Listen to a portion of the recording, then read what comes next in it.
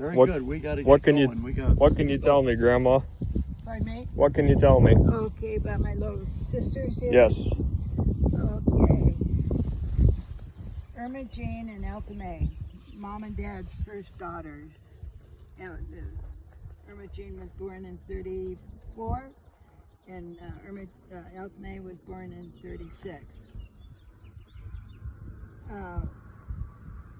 I always tell Jay that he might have been my brother-in-law. Because that That's would true. have been the same group. You know? And so anyway, it was, there's really a sad story to what happened to the girls and to my mom and dad. Back in those days, you started out married, didn't have anything, lived wherever you could find a house with windows and hardly anything there. But Mom and Dad made a home with the girls out in a field. There was a house out there, and they rented it by North Bend. And Dad was out working with his brothers in the field that day. And Mom and her sister, Marianne Canute, Devort Canute, were at home with the girls. Emily too. And Emily Rowe, that was another sister. And because, see, the baby was just a couple months old. And Mom was doing some ironing with a gas iron in the kitchen. And one of the little girls, I think it was the baby, Elta May, she was in a casket in what they said was a pantry close by. And the iron exploded. And it was, to hear my aunts talk about the fire the way that they remembered it, it was complete panic. My mom was burned on her arms pretty bad. For years, she never wore a long sleeve. Thank goodness it didn't, scar her anyplace else. But it threw the little baby far into that rest of that pantry, I guess. And Marianne said she tried to go back around the back of the house and break the window and get in there, but she said she couldn't do that. It didn't work. And so the aunts that were there, Emily was trying to take care of Mom and the baby, I think it was, might have been the older one, because she said she was still living and she was crying that she wanted a baba, her bottle. And actually, when we heard the story, my mom never really would talk about it without crying. My dad would tell us a little bit more about it, but he didn't tell us enough to make us really understand the whole thing, except we heard stories from people that lived around and knew the family, and they'd tell us a little bit more. But Mom and the girls went to the hospital in Fremont, and the little girls died later on that evening. And Mom was in the hospital for many, many weeks. They didn't think she was going to live. And she was in depression from losing the babies. And there was a lady that had a baby that they knew of, and the doctor thought it was a good idea if they would bring that baby to the hospital for Mom to hold. And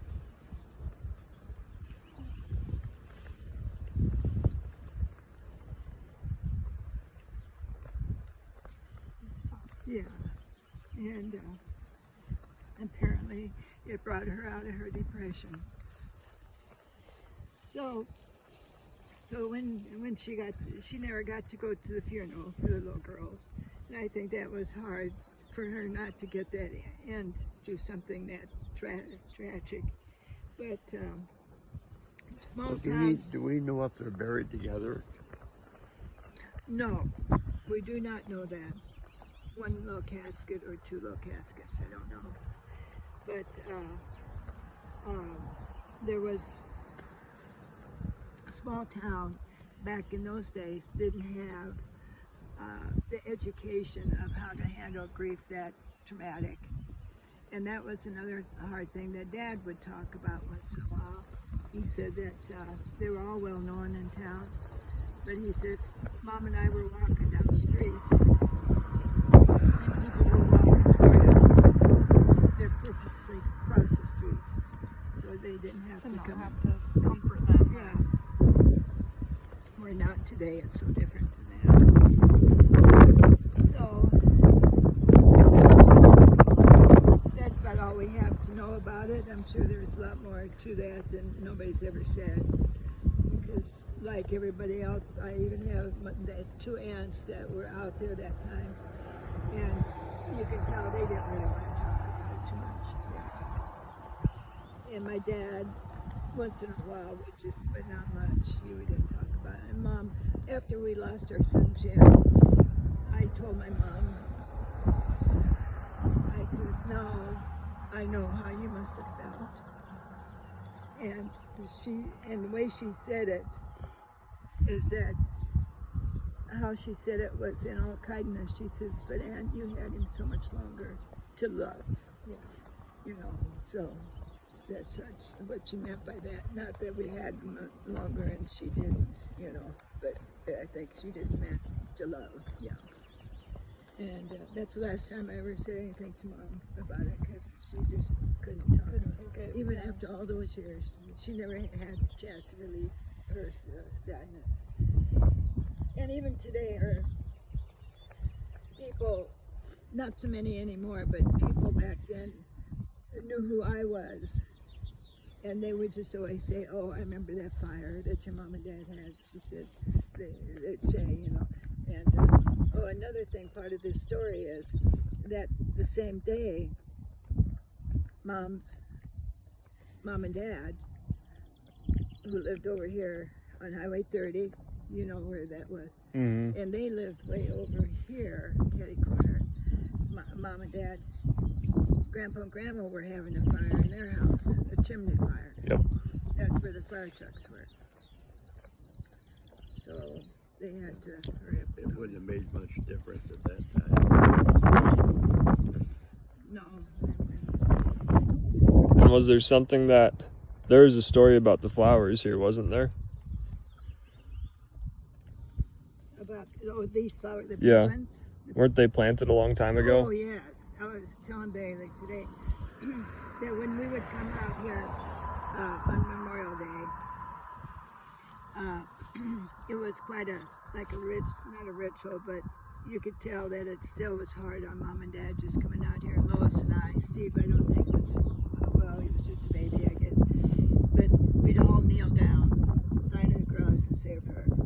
And I never really understood why, what was, you know. And to this day, I don't remember who told me about that there was a fire like that. I don't know if it was one of my aunts, or if I don't think it was actually Mom or Dad, because I don't think they could have told it to me. Yeah. So I think that's who it must have been. So then I realized who was here and why we had to kneel. But about the flowers, I've never, ever,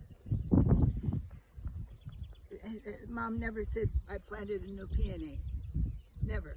It was always this healthy in all those years. And I still think that's the same plant From 1936. from 1930. I just wonder if that would be. Yeah, I mean, in the summer they cut it back, and you know, you can't hardly see anything, but that's healthy because they pop up out of the roots. Mhm. Yeah, they rebloom. Yeah, and we you don't come out and water it. and you probably would have known if it would have gotten replanted. I would have, absolutely. I would have known it. Isn't that neat? Uh-huh. Thank you so much for sharing Okay. that. Thank you for interesting for saying.